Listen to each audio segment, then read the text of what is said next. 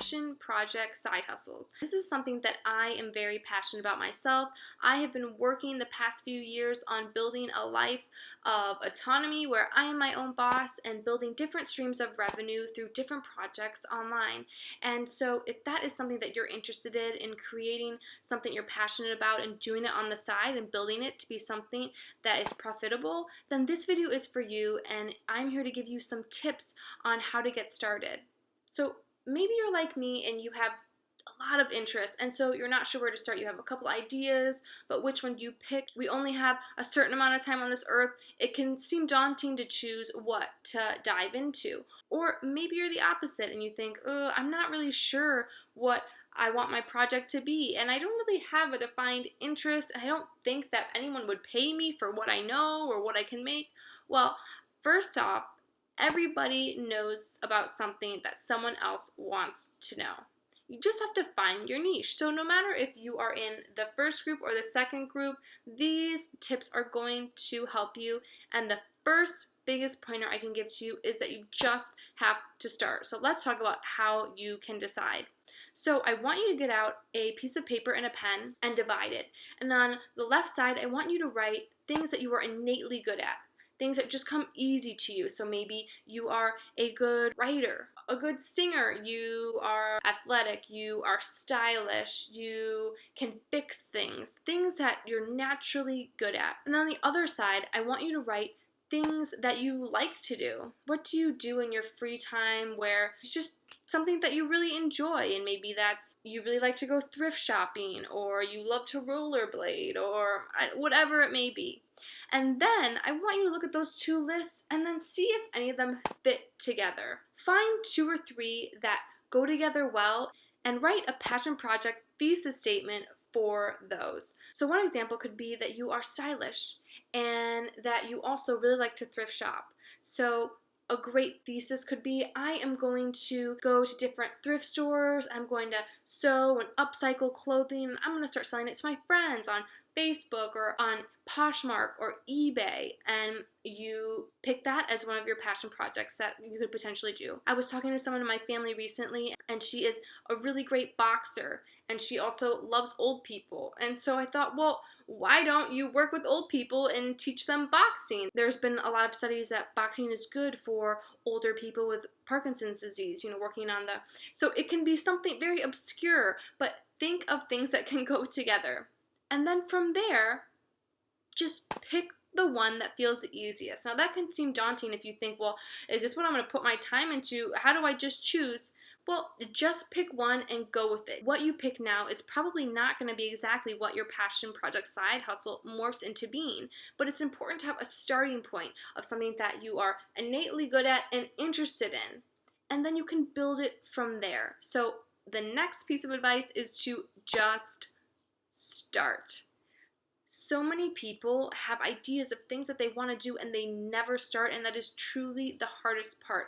I remember when I started my first company, Guided Misdirection, this travel company. We were going to be in Vietnam, and it scared me out of my mind, and I didn't think I could do it. I didn't think that I could start, and luckily, with the help of one of my close friends, I had that support system, and we said, we're just going to do it. We're just going to start.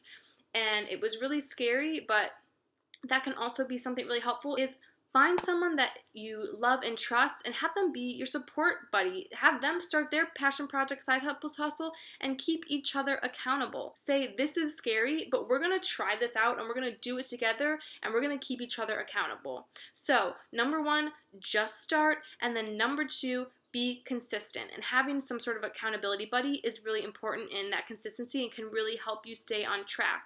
And what you cannot do is say you're just going to do this in your free time. The key to growing anything is consistency, and so you're going to want to make a schedule. So make up your mind of how much time that you can allocate to it each day or each week. So maybe you say, I'm going to spend an hour on this 3 days a week. Put that in your calendar and build that into your schedule, and give yourself consequences if you don't do it, and you and your accountability partner can give each other consequences if you don't do it, but make sure that you are consistently working on it. My next piece of advice is to get involved in the community that you want to engage with. So now that you've found something that you're good at and something that you like to do, you need to find a way to bring those things together to bring value to others.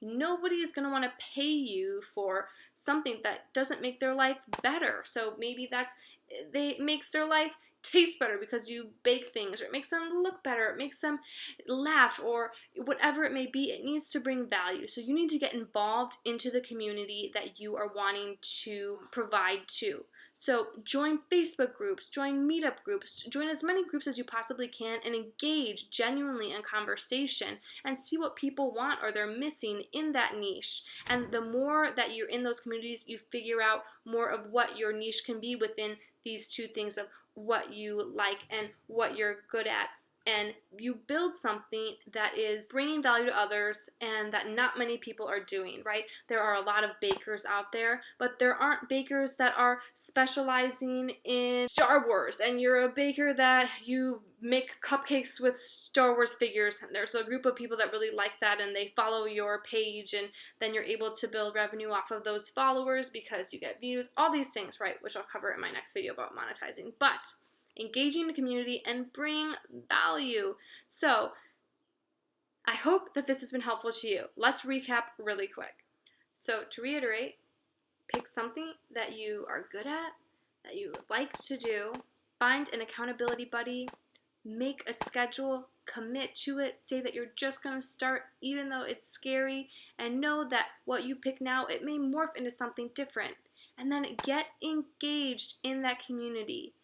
Genuinely talk with people online or in groups and figure out what value you can bring to that community. So I hope that this has been helpful for you.